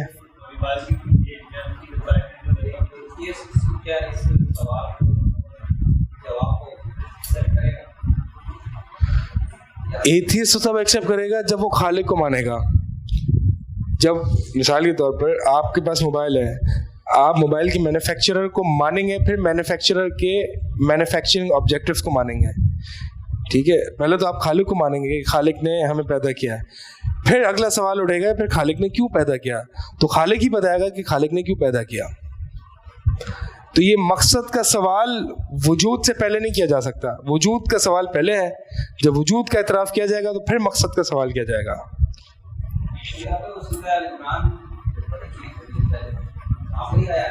हाँ, रब्बना मा खलक़्त हाज़ा बातिला सुब्हानका फ़क़िना अज़ाबन नार। हाँ आखिरी 10 आयत हैं जी। वो कहते हैं कि अल्लाह को इबादत की ज़रूरत क्यों है, तो हमने तो नहीं कहा कि अल्लाह को इबादत की ज़रूरत है। अल्लाह ताला, अच्छा सवाल, अगला सवाल ये कि अल्लाह ताला ने पैदा क्यों किया? अल्लाह ताला ने अपना एक एहसान किया है। ठीक है, अब मिसाल के तौर पर मवाइज़ा हसना देना है। हाँ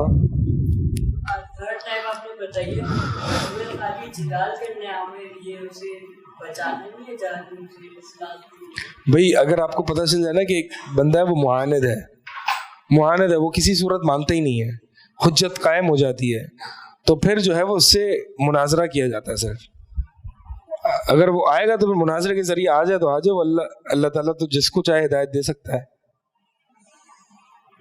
लेकिन हमारा तर्ज अब फिर उसको उदू इला सबील रब्बिका वाला नहीं होगा। तो आप क्या उसे दीन के रास्ते पे नहीं बुलाएंगे? ये आप दीन के ऐसे नहीं होगा, बस हम रद्द करने का तो वापसी। हाँ, जैसे आपने ये मिसाल के तौर पर ऐसे है कि इब्न तैमिया रहमतुल्लाह अपने शागिर्दों के साथ एक जगह जा रहे थे, तो देखा कि रास्ते में कुछ शराबी बैठे हुए, तातारी जो थे वो कितना फसाद बर्पा किया हुआ था, मुसलमानों का कत्ले आम किया हुआ था, तो वो शराब पी के टुन बैठे हुए थे एक जगह पे।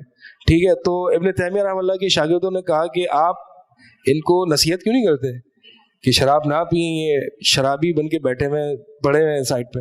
ابن تیمیہ رحمۃ اللہ نے فرمایا کہ نہیں, ان کو رہنے دو ایسے ہی, اگر ان کو شراب نہ پینے کی نصیحت کروں گا تو یہ اور بربادی پھیلائیں گے. تو مقصد آپ کی بات سے میں اس لیے اس کو اس طرح سے ریلیٹ کر رہا ہوں کہ ابھی تو ان کا شر, یہ کینسر ہے جو گرو کر رہا ہے, ابھی تو فی الحال شر کو ہم نے دبانا ہے. ہدایت اگر اس کی مقدر میں لکھی ہوگی تو اس جدال سے ہدایت مل جائے گی اس کو. ہمیں تو نہیں پتا کہ اس کی تقدیر میں کیا لکھا ہے, لیکن ابھی ہم نے فی الحال جو ہے وہ دیکھنا ہے کہ فساد یہ بہت زیادہ برپا کر رہا ہے, اس کینسر کو روکنا ہے. ٹھیک ہے, کس آیت میں؟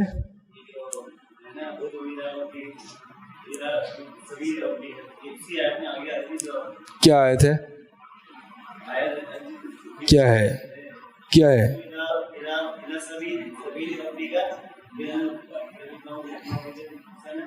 چلیں یاد کر لیں, مجھے نکال کے بتائیے. اور سوالات ہیں؟ جی میں پڑھ رہا ہوں.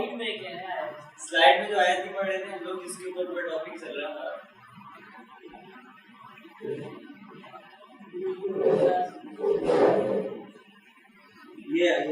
ہاں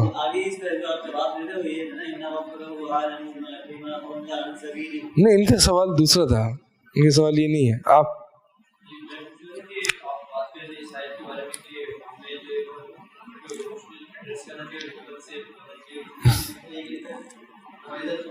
حکمہ والا یہاں پہ جو ہے نا پہلو نہیں چلے گا, کیونکہ یہاں پہ اشارہ اور تنبیہ تو اچھے بھلے لوگوں کے لیے ہے.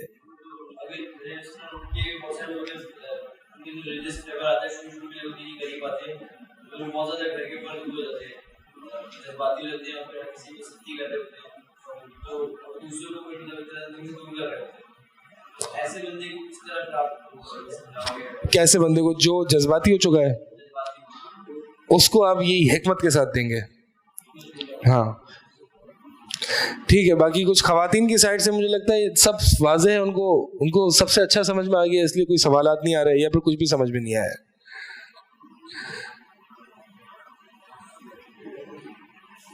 یا ان کا کوئی واسطہ نہیں پڑا ہوگا.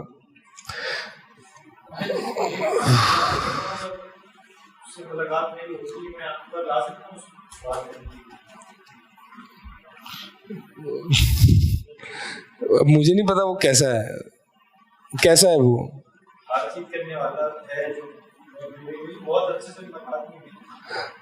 ٹھیک ہے, دیکھ سکتے ہیں انشاءاللہ کنسیڈر کر سکتے ہیں. ٹھیک ہے جی, پھر اس کو یہیں پہ انشاءاللہ رکھتے ہیں. سبحانک اللہم و بحمدک اشہد ان لا الہ الا انت استغفرک.